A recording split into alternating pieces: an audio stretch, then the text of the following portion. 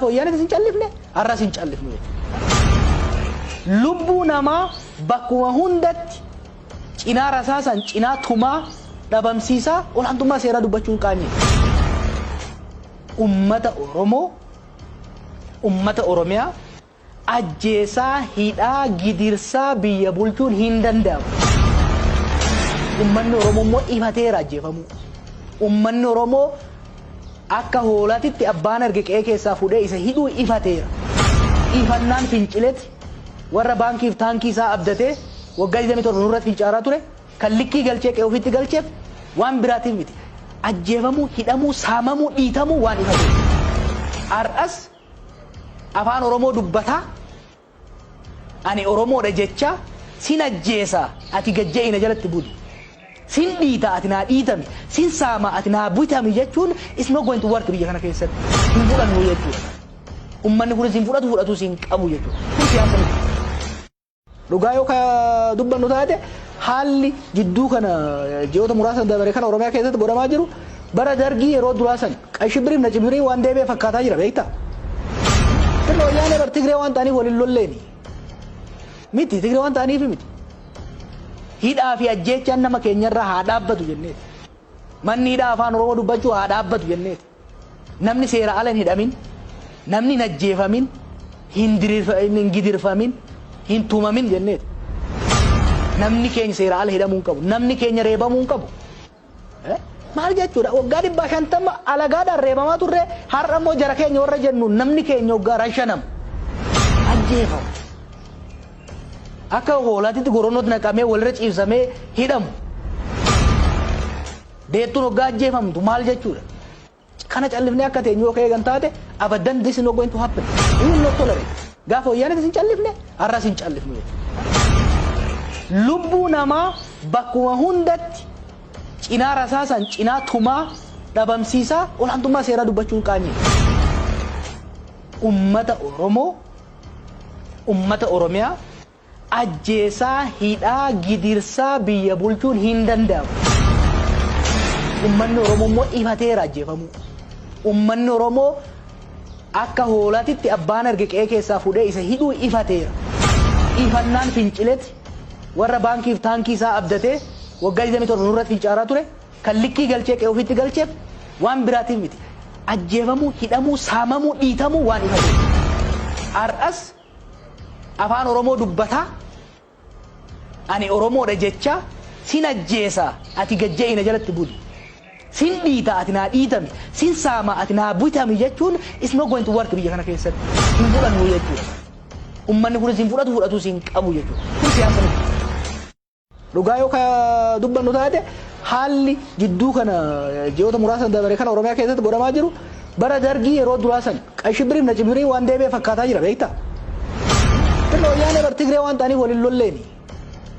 Miti Tigree waan ta'aniif miti. Hidhaa fi ajjeechaan nama keenyarraa haa dhaabbatu jenneeti. Manni hidhaa afaan Oromoo dubbachuu haa dhaabbatu jenneeti. Namni seera ala hin hidhamin, namni hin ajjeefamin, hin gidirfamin, hin tumamin jenneeti. Namni keenya seera ala hidhamuu hin qabu. Namni keenya reebamuu hin qabu. Maal jechuudha? Waggaa 50 alagaadhaan reebamaa turre har'a immoo jara keenya warra jennu namni keenya waggaa 5 ajjeefamu. Akka hoolaatitti goronnooti naqamee walirra ciibsamee hidhamu. Deettuun waggaa ajjeefamtu maal jechuudha? Kana callifnee akka teenyu yoo eegan taate abaddan this is not going to happen. We will not tolerate. Gaafa wayyaanee isin callifne har'as hin callifnu. Lubbuu namaa bakkuma hundatti cinaa rasaasan cinaa tumaa dhabamsiisaa olaantummaa seeraa dubbachuun qaanii. Ummata Oromiyaa ajjeesaa hidhaa gidirsaa biyya bulchuun hin danda'amu. Ummanni Oromoo immoo ifateera ajjeefamuu. Ummanni Oromoo akka hoolaatitti abbaan arge qe'ee keessaa fuudhee isa hidhuu ifateera. Ifannaan fincileeti warra baankiif taankii isaa abdatee waggaa 27 nurratti fincaaraa ture kan likkii galchee qe'ee ofitti galcheef waan biraatiif miti. Ajjeefamuu, hidhamuu, saamamuu, dhiitamuu waan ifateera. Har'as afaan Oromoo dubbataa ani Oromoodha jecha sin ajjeesa ati gajja'ina jalatti buli. sin dhiita ati naa dhiitami sin saama ati naa bitami jechuun is not going to work biyya kana keessatti hin fudhannu jechuudha. Ummanni kun sin fudhatu sin qabu jechuudha. Kun siyaasa miti. Dhugaa yoo ka dubbannu taate haalli gidduu kana ji'oota muraasan dabaree kana Oromiyaa keessatti godhamaa jiru bara dargii yeroo duraa san qashibiriif na cibirii waan deebi'ee fakkaataa jira beektaa. Tirra wayyaanee bar Tigree waan ta'aniif waliin lolleeni. Miti Tigree waan ta'aniif miti. Hidhaa fi ajjeechaan nama keenyarraa haa dhaabbatu jenneeti. Manni hidhaa afaan Oromoo dubbachuu haa dhaabbatu jenneeti. Namni seera ala hin hidhamin, namni hin ajjeefamin, hin gidirfamin, hin tumamin jenneeti.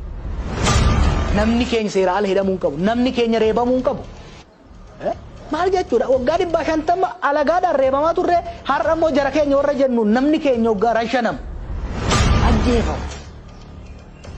Akka hoolaatitti goronnooti naqamee walirra ciibsamee hidhamu.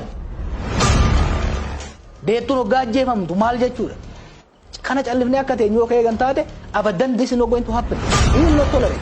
Gaafa wayyaanee sin callifne har'as hin callifnu. Lubbuu namaa bakkuma hundatti cinaa rasaasan cinaa tumaa dhabamsiisaa olaantummaa seeraa dubbachuun qaanii. Ummata Oromoo, ummata Oromiyaa ajjeesaa hidhaa gidirsaa biyya bulchuun hin danda'amu. Ummanni Oromoo immoo ifateera ajjeefamuu.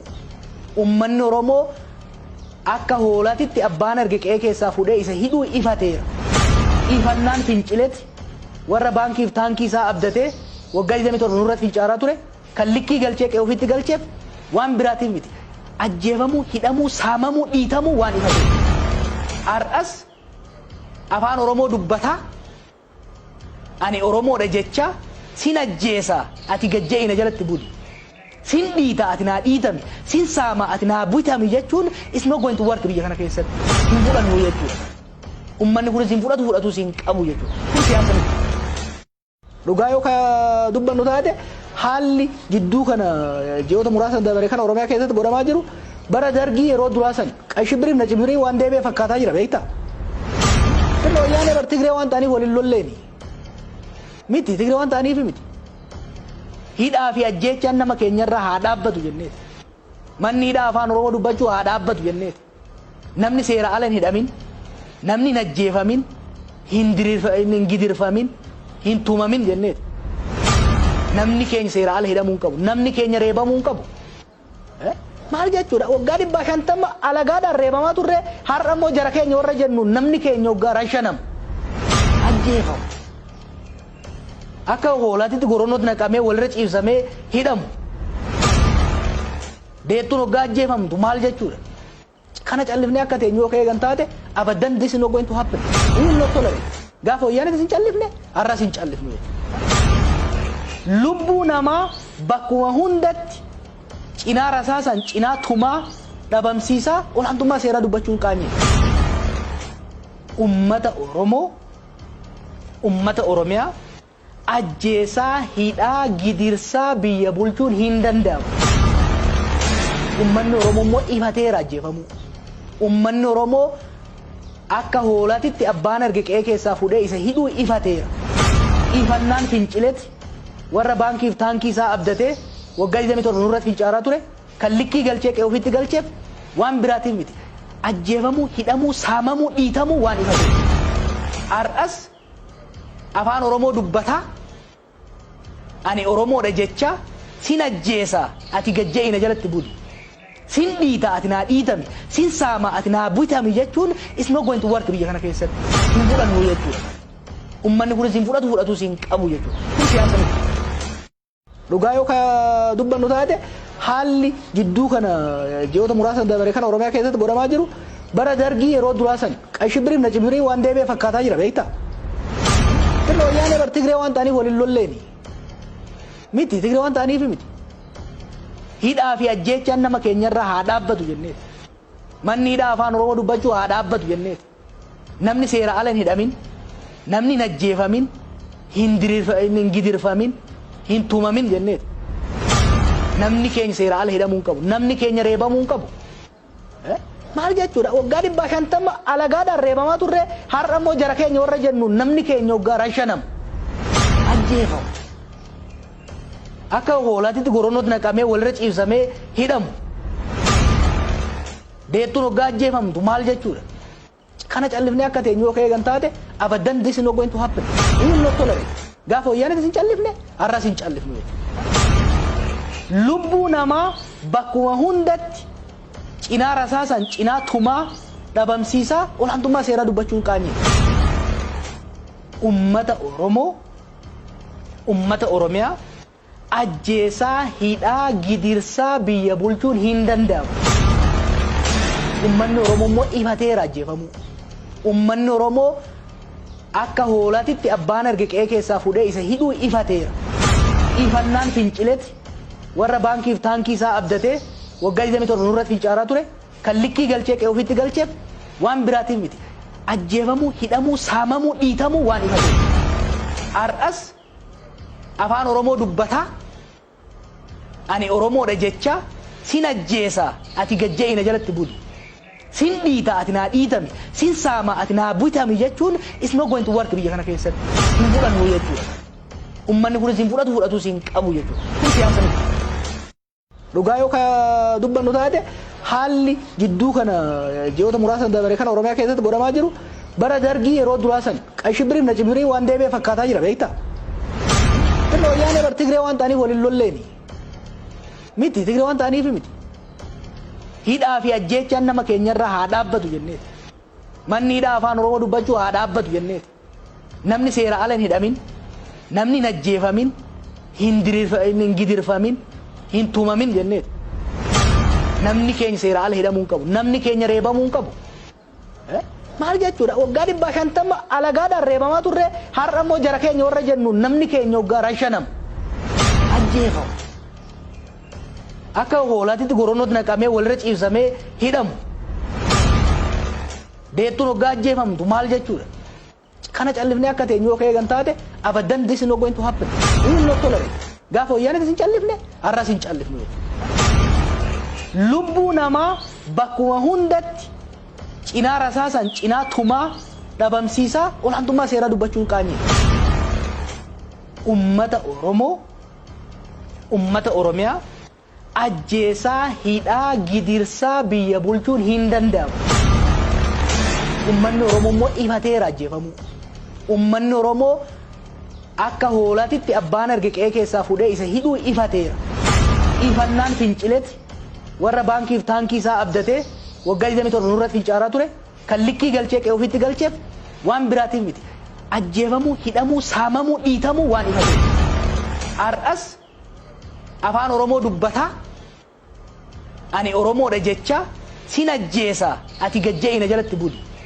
Sin dhiita ati naa dhiitami, sin saama ati naa bitami jechuun is not going to work biyya kana keessatti. Hin fudhannu jechuudha.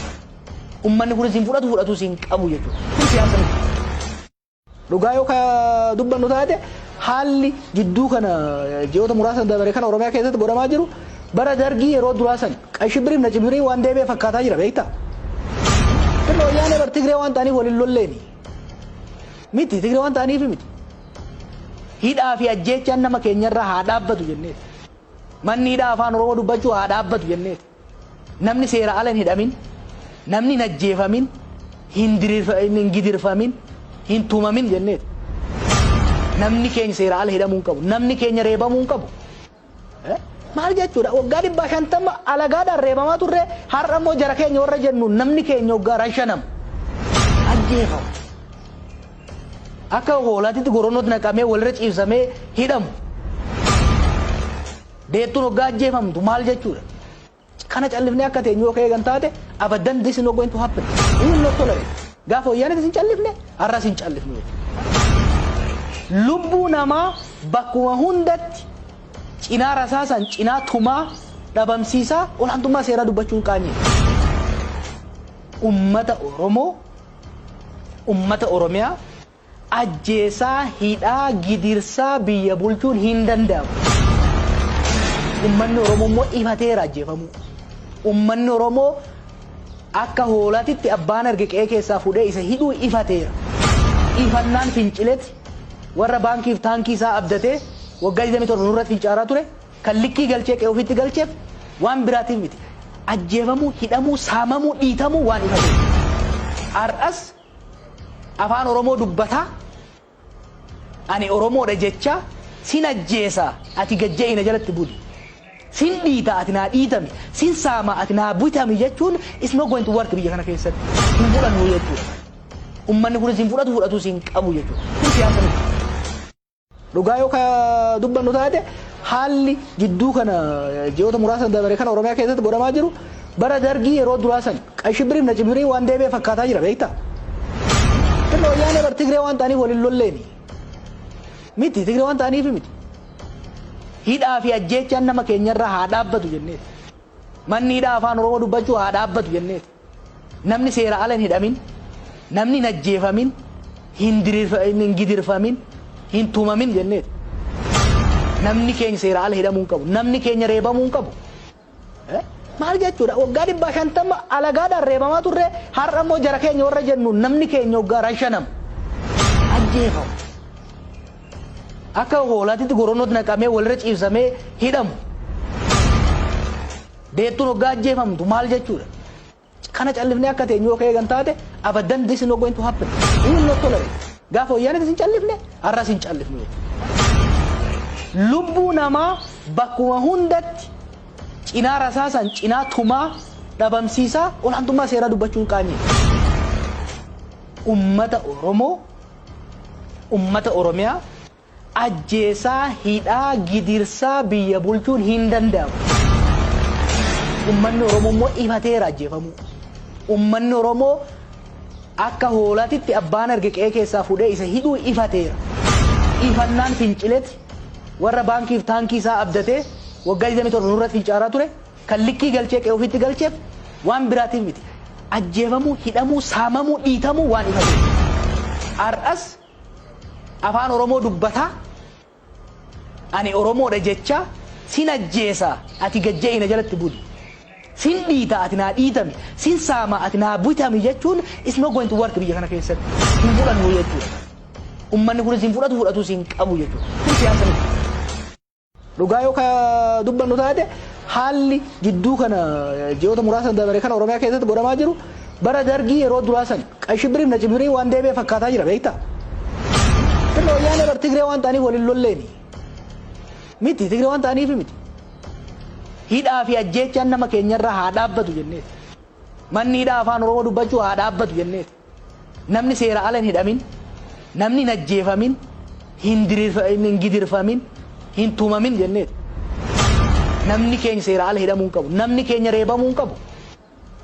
Maal jechuudha? Waggaa 150 alagaadhaan reebamaa turre har'a immoo jara keenya warra jennu namni keenya waggaa 5 ajjeefamu. Akka hoolaatitti goronnooti naqamee walirra ciibsamee hidhamu.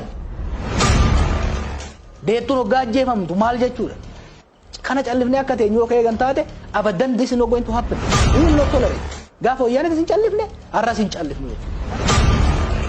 Lubbuu namaa bakkuma hundatti cinaa rasaasan cinaa tumaa dhabamsiisaa olaantummaa seeraa dubbachuun qaanyee. Ummata Oromoo, ummata Oromiyaa ajjeesaa, hidhaa, gidirsaa biyya bulchuun hin danda'amu.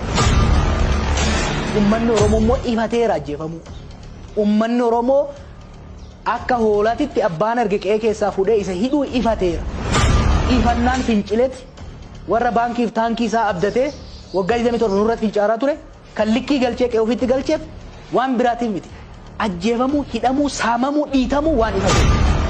Har'as afaan Oromoo dubbataa ani Oromoodha jecha sin ajjeesa ati gajja'ina jalatti buli. Sin dhiita ati naa dhiitami, sin saama ati naa bitami jechuun is not going to work biyya kana keessatti. Hin fudhannu jechuudha. Ummanni kunis hin fudhatu sin qabu jechuudha. Kun siyaasa miti. Dhugaa yoo ka dubbannu taate haalli jidduu kana ji'oota muraasan dabare kana Oromiyaa keessatti godhamaa jiru bara dargii yeroo duraa san qashibiriif na cibirii waan deebi'ee fakkaataa jira beektaa? Kenno wayyaanee bar Tigree waan ta'aniif waliin lolleeni. Miti Tigree waan ta'aniif miti. Hidhaa fi ajjeechaan nama keenyarraa haa dhaabbatu jenneeti. Manni hidhaa afaan Oromoo dubbachuu haa dhaabbatu jenneeti. Namni seera ala hin hidhamin, namni hin ajjeefamin, hin gidirfamin, hin tumamin jenneeti. namni keenya seera ala hidhamuu hin qabu, namni keenya reebamuu hin qabu. Maal jechuudha? Waggaa 150 alagaadhaan reebamaa turre, har'a immoo jara keenya warra jennu namni keenya waggaa 5 ajjeefamu. Akka hoolaatitti goronnooti naqamee walirra ciibsamee hidhamu. Deettuun waggaa ajjeefamtu maal jechuudha? Kana callifnee akka teenyoo ka'ee kan taate abadan this is not going to happen. We will not tolerate. Gaafa wayyaanee isin callifne har'as hin callifnu. Lubbuu namaa bakkuma hundatti cinaa rasaasan cinaa tumaa dhabamsiisaa olaantummaa seeraa dubbachuun qaanii. Ummata Oromoo, ummata Oromiyaa ajjeesaa hidhaa gidirsaa biyya bulchuun hin danda'amu. Ummanni Oromoo immoo ifateera ajjeefamuu. Ummanni Oromoo akka hoolaatitti abbaan arge qe'ee keessaa fuudhee isa hidhuu ifateera. Ifannaan fincileeti warra baankiif taankii isaa abdatee waggaa 27 nurratti fincaaraa ture kan likkii galchee qe'ee ofitti galcheef waan biraatiif miti. Ajjeefamuu, hidhamuu, saamamuu, dhiitamuu waan ifateera. Har'as afaan Oromoo dubbataa ani Oromoodha jecha sin ajjeesaa ati gajja'ina jalatti buli. Sin dhiita ati naa dhiitami, sin saama ati naa bitami jechuun is not going to work biyya kana keessatti. Hin fudhannu jechuudha. Ummanni kunis hin fudhatu sin qabu jechuudha. Kun siyaasa miti. Dhugaa yoo ka dubbannu taate haalli gidduu kana ji'oota muraasa dabaree kana Oromiyaa keessatti godhamaa jiru bara dargii yeroo duraa san qashibiriif na cibirii waan deebi'ee fakkaataa jira beektaa? Tirna wayyaanee bar Tigree waan ta'aniif waliin lolleeni. Miti Tigree waan ta'aniif miti. Hidhaa fi ajjeechaan nama keenyarraa haa dhaabbatu jenneeti. Manni hidhaa afaan Oromoo dubbachuu haa dhaabbatu jenneeti. Namni seera ala hin hidhamin, namni hin ajjeefamin, hin gidirfamin, hin tumamin jenneeti. Namni keenya seera ala hidhamuu hin qabu, namni keenya reebamuu hin qabu. Maal jechuudha? Waggaa 150 alagaadhaan reebamaa turre, har'a immoo jara keenya warra jennu namni keenya waggaa 5 ajjeefamu. Akka hoolaatitti goronnooti naqamee walirra ciibsamee hidhamu.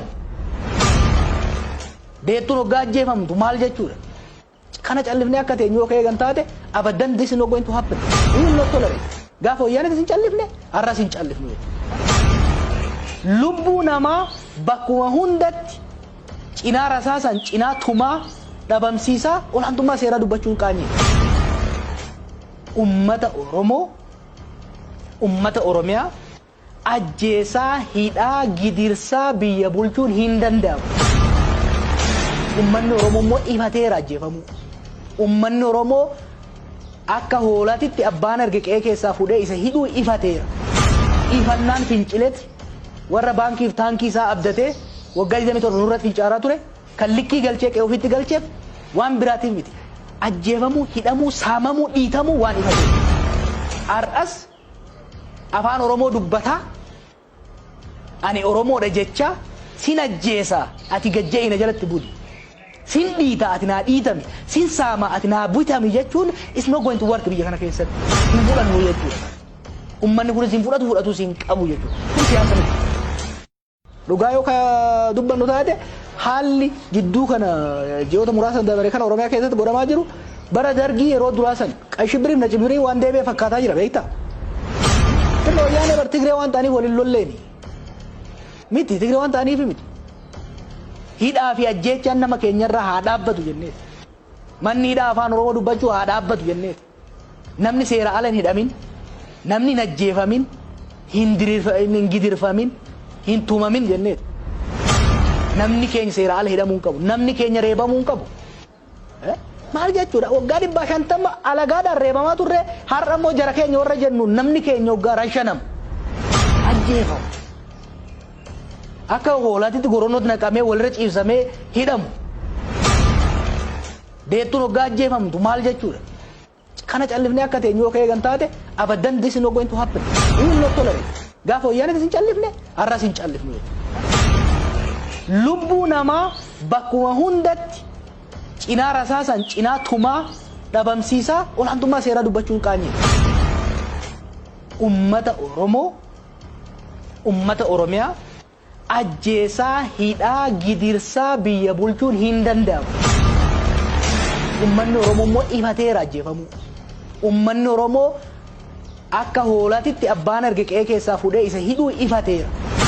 Ifannaan fincileeti warra baankiif taankii isaa abdatee waggaa 27 nurratti fincaaraa ture kan likkii galchee qe'ee ofitti galcheef waan biraatiif miti. Ajjeefamuu, hidhamuu, saamamuu, dhiitamuu waan ifateera.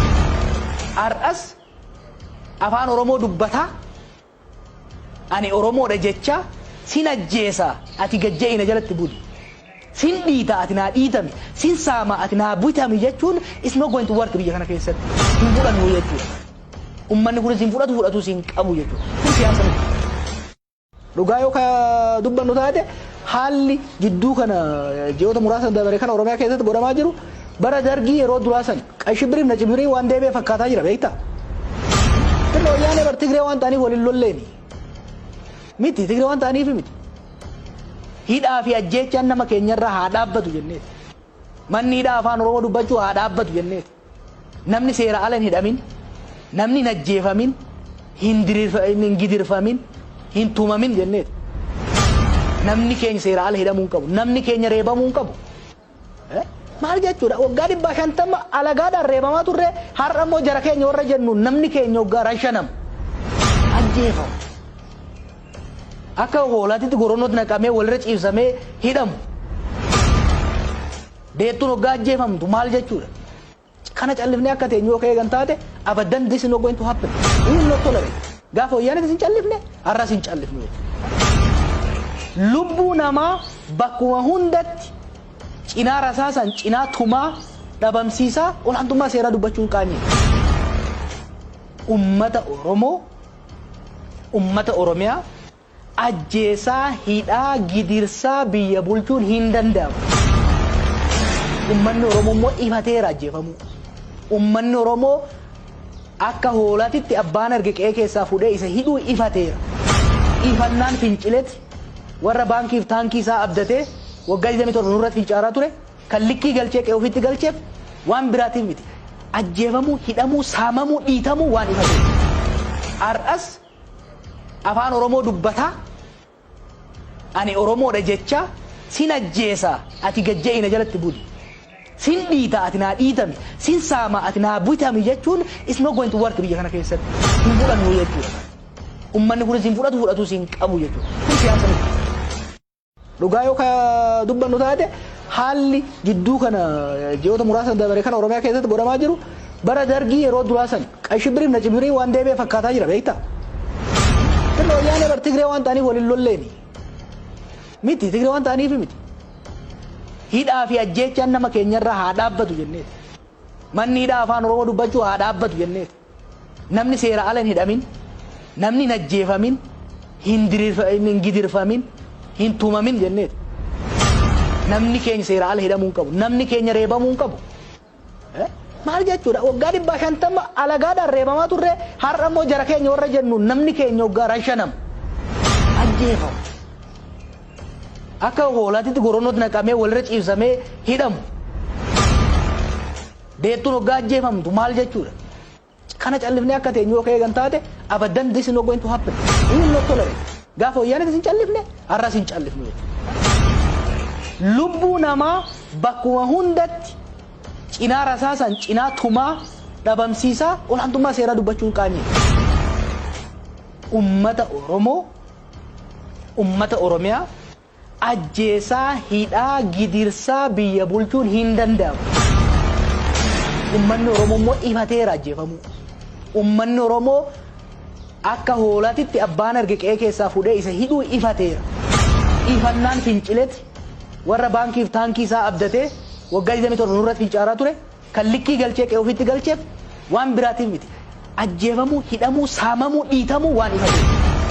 Har'as afaan Oromoo dubbataa ani Oromoodha jecha sin ajjeesa ati gajja'ina jalatti buli. Sin dhiita ati naa dhiitami, sin saama ati naa bitami jechuun is not going to work biyya kana keessatti. Hin fudhannu jechuudha. Uummanni kunis hin fudhatu sin qabu jechuudha. Kun siyaasa miti. Dhugaa yoo ka dubbannu taate haalli jidduu kana ji'oota muraasan dabare kana Oromiyaa keessatti godhamaa jiru bara dargii yeroo duraa san qashibiriif na cibirii waan deebi'ee fakkaataa jira beektaa? Tirra wayyaanee bar Tigree waan ta'aniif waliin lolleeni. Miti Tigree waan ta'aniif miti. hidhaa fi ajjeechaan nama keenyarraa haa dhaabbatu jenneeti. Manni hidhaa afaan Oromoo dubbachuu haa dhaabbatu jenneeti. Namni seera ala hin hidhamin, namni hin ajjeefamin, hin gidirfamin, hin tumamin jenneeti. Namni keenya seera ala hidhamuu hin qabu, namni keenya reebamuu hin qabu. Maal jechuudha? Waggaa 150 alagaadhaan reebamaa turre har'a immoo jara keenya warra jennu namni keenya waggaa 5 ajjeefamu. Akka hoolaatitti goronnooti naqamee walirra ciibsamee hidhamu. Deettuun waggaa ajjeefamtu maal jechuudha? Kana callifnee akka teenyoo ka'ee kan taate abaddan this is not going to happen. We will not tolerate. Gaafa wayyaanee isin callifne har'as hin callifnu. Lubbuu namaa bakkuma hundatti cinaa rasaasan cinaa tumaa dhabamsiisaa olaantummaa seeraa dubbachuun qaanii. Ummata Oromiyaa ajjeesaa hidhaa gidirsaa biyya bulchuun hin danda'amu. Ummanni Oromoo immoo ifateera ajjeefamuu. Ummanni Oromoo akka hoolaatitti abbaan arge qe'ee keessaa fuudhee isa hidhuu ifateera. Ifannaan fincileeti warra baankiif taankii isaa abdatee waggaa 27 nurratti fincaaraa ture kan likkii galchee qe'ee ofitti galcheef waan biraatiif miti. Ajjeefamuu, hidhamuu, saamamuu, dhiitamuu waan ifateera. Har'as afaan Oromoo dubbataa ani Oromoodha jecha sin ajjeesa ati gajja'ina jalatti buli. Sin dhiita ati naa dhiitami, sin saama ati naa bitami jechuun is not going to work biyya kana keessatti. Hin fudhannu jechuudha. Ummanni kunis hin fudhatu sin qabu jechuudha. Kun siyaasa miti. Dhugaa yoo ka dubbannu taate haalli gidduu kana ji'oota muraasa dabare kana Oromiyaa keessatti godhamaa jiru bara dargii yeroo duraa san qashibiriif na cibirii waan deebi'ee fakkaataa jira beektaa? Tirna wayyaanee bar Tigree waan ta'aniif waliin lolleeni. Miti Tigree waan ta'aniif miti. Hidhaa fi ajjeechaan nama keenyarraa haa dhaabbatu jenneeti. Manni hidhaa afaan Oromoo dubbachuu haa dhaabbatu jenneeti. Namni seera ala hin hidhamin, namni hin ajjeefamin, hin gidirfamin, hin tumamin jenneeti. Namni keenya seera ala hidhamuu hin qabu, namni keenya reebamuu hin qabu.